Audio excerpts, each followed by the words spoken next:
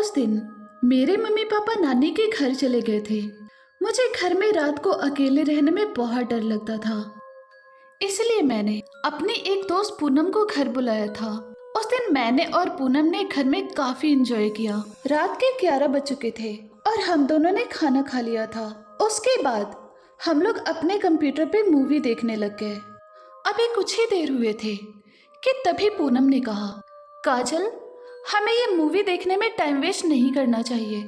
मैंने कहा, तो क्या करना चाहिए? पूनम ने कहा, हमें डीप वेब पर कुछ देखना चाहिए।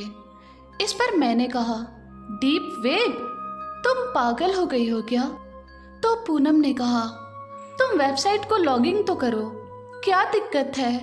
वैसे भी घर में हम दोनों के अलावा और कोई भी नहीं है। मुझे पूनम की ये बात सही लगी, और वैसे भी घर में अकेले रहने का मौका बार बार तो नहीं मिलता, इसलिए मैंने तुरंत इंटरनेट पर वेबसाइट को लॉगिन कर लिया। लॉगिन करते ही हमें एक वीडियो शो हुआ जो लाइव स्ट्रीम कर रहा था। उस लाइव स्ट्रीम को देखकर पूनम ने कहा, काजल, इस लाइव स्ट्रीम को देखो ना, इसमें ना तो कोई टाइटल है ना कोई थंबनेल। पूनम ने आगे कहा, इस लिंक को ओपन करो ना। तो मैंने कहा, इसका कोई टाइटल, थंबनेल या डिस्क्रिप्शन कुछ भी नहीं है, तो मुझे नहीं लगता कि इस वीडियो में कुछ होगा, और वैसे भी इसका स्ट्रीम कोई भी नहीं देख रहा। तो पूनम ने कहा, यार, इसलिए तो कह रही हूँ कि ओपन करो, ये जो कोई भी होगा उसे हम दोनों मिलकर पागल बनाते हैं। पूनम का ये आइडिया मुझे बहुत अच्छा लगा और इसलिए मैंने उस लिंक को ओपन किया। उसके बाद वीडियो में हमें एक कमरा दिखा और उस कमरे में हमें एक शैडो दिखी जो किसी आदमी की थी, लेकिन हमें उसका चेहरा जरा सा भी नहीं दिख रहा था। अभी मैं कुछ बोलने ही वाली थी, लेकिन तभी वो आदमी एक भारी आवाज में बोला, hello Kajal, welcome to the stream. उसके बाद जब मैं कुछ टाइप करने ही जा रही थी कि तभी अचानक वो आदमी बोला, काजल, तुम्हें टाइप करने की कोई ज़रूरत नहीं है, अपनी आवाज़ में मेरे से बात कर सकती हो। उस आदमी की ये बातें सुनकर मैं और पूनम पूरी तरह से चौंक गए। उसके बाद हमने उस आदमी की तरफ देखकर नॉर्मल आवाज़ में पूछा, क्या तुम मेरी आवाज़ सुन सकते हो? तो सामने से आवाज़ आ गई, हाँ बिल्कुल, एकदम साफ साफ। उसके बाद हम दोनों एकदम चुप हो गए, लेकिन उसके अगले ही पल उस आदमी ने जो कहा वो सुनकर हम दोनों के पैरों के नीचे से जमीन सरक गई, क्योंकि वो आदमी बोलने लगा, मैं तुम्हारी आवाज़ तो क्या, तुम्हें भी बिल्कुल साफ साफ देख सकता हूँ। ये सुनकर मैंने कहा, देखो, तुम ऐसे झूठ नहीं बोल सकते हो। उस आदमी ने कहा, मैं कभी झूठ नहीं बोलता। इस पर मैंने कहा, अगर तुम मुझे देख सकते हो तो प्रूफ करके दिखाओ। उस आदमी ने कहा, तुमने वाइट ड्रेस पहना है और तुम्हारे पीछे जो खड़ी है उसने ब्लू ड्रेस पहना हुआ है। उस आदमी ने आगे कहा, और ये सब सुनकर तुम दोनों के चेहरे पर 12 बज चुके हैं, ये मुझे अच्छे से दिख रहा है। उस आदमी की ये बातें सुनकर हम दोनों बहुत ही ज़्यादा डर गए थे, और उसके बाद पूनम ने डरते हुए कहा, लेकिन ये सब कैसे पॉसिबल है? ये तो नॉर्मल लाइव स्ट्रीम चल रहा है ना, और हमने तो वैसे भी अपने साइड से कैमरे को ऑन तक नहीं किया है। इस पर वो आदमी जोर जोर से हंसने लगा और हंसते हंसते कुछ बड़बड़ाने लग गया, ये दोनों लड़कियां बहुत पागल हैं, इनमें तो थोड़ा सा भी दिमाग नहीं है। उसके बाद पूनम बहुत ही ज़्यादा परेशान हो गई और उसने कहा, बस बहुत हुआ, बहुत बोल दिया तुमने और बहुत सुन लिया हमने। इस पर उस आदमी ने कहा, अच्छा, तुम मेरा क्या बिगाड़ पाओगी पूनम? तो पूनम ने कहा, छुप कर बातें क्यों कर रहे हो? अगर हिम्मत है तो अपना चेहरा दिखाकर बोल। तो उस आदमी ने कहा, मेरा चेहरा मत देख, वरना तुम दोनों रात को सो नहीं पाओगे। ये सुनकर मैंने कहा, पूनम बहुत हुआ, इस वीडियो को बंद करो।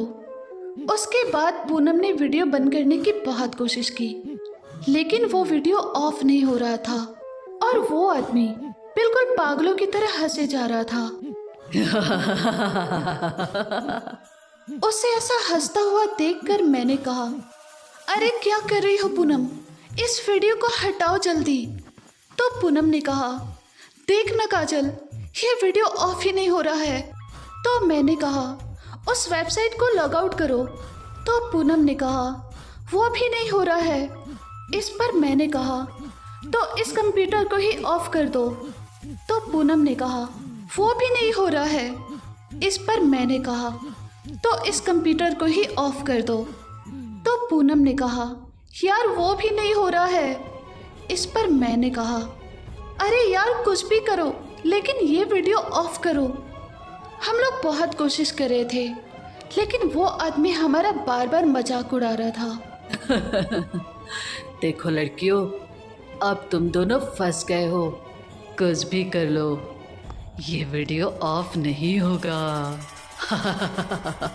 ये सुनकर हम दोनों पागलों की तरह उस कंप्यूटर के कीबोर्ड पर हाथ पटक रहे थे, लेकिन उसका कुछ भी फायदा नहीं हुआ।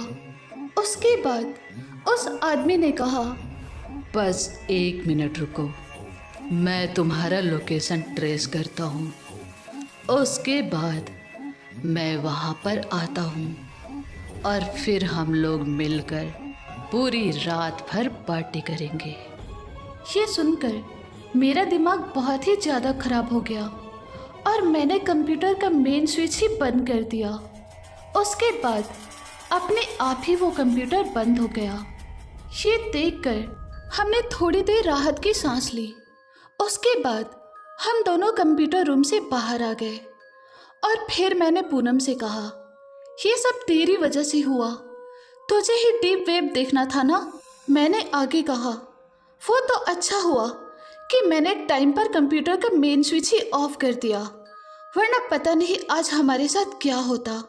इस पर पूनम ने कहा, लेकिन काजल, कहीं उसने पहले से हमारा लोकेशन ट्रेस किया होगा तो? इस पर मैंने कहा, कुछ नहीं होगा अब। तो पूनम ने कहा, लेकिन काजल, अगर वो आदमी यहाँ पर आ गया तो?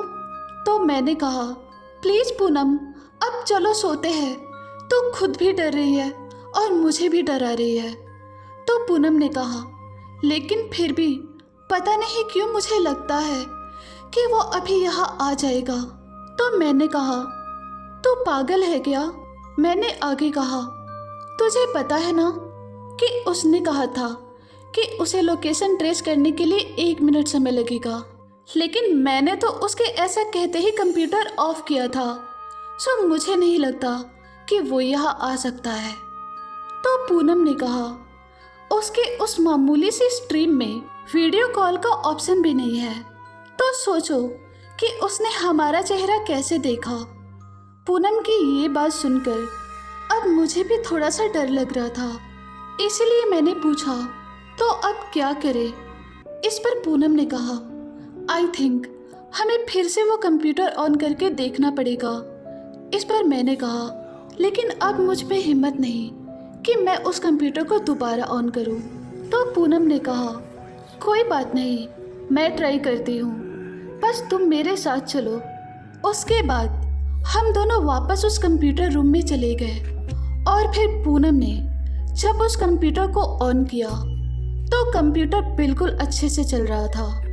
ये देखकर हमारी जान में जान आ गई। लेकिन वो पूरी रात हम दोनों बिल्कुल भी नहीं सो पाए, क्योंकि उस शैडो वाले आदमी का खौफ पूरी रात भर हमें सताता रहा। अब इस बात को काफ़ी साल हो चुके हैं, लेकिन उसके बाद से हमारे साथ ऐसा एक्सपीरियंस फिर कभी नहीं हुआ।